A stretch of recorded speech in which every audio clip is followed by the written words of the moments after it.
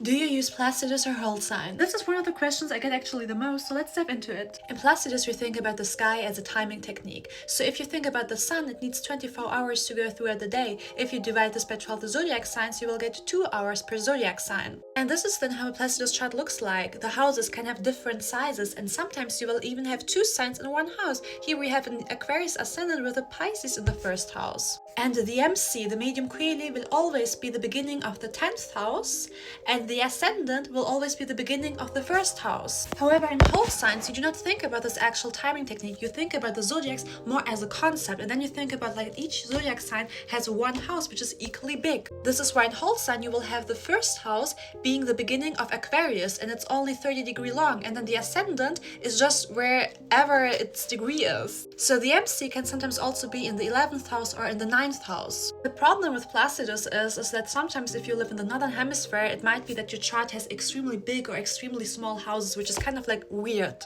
We'll also argue that Placidus doesn't have an actual correct mathematical calculation, and whole sign is just based on a concept, which I also think is maybe not the correct way to think about it. In my practice, I usually use Placidus because it just worked out perfectly for me so far. I oftentimes compared my analysis in Placidus versus in whole sign, and I have to say Placidus was more correct. However, there are like so many great astrologers who swear on whole sign, so I'm not going to settle for my whole life on Placidus. It might be that in a few years I will change my opinion. And there are some techniques, as in perfection years, for example, where I do use whole sign. And sometimes I also mix it a bit, okay? So I would say there's no right answer what you should use. You can be a great astrologer with both systems. So I would just say, listen to your intuition on this one. There's no other choice you can do.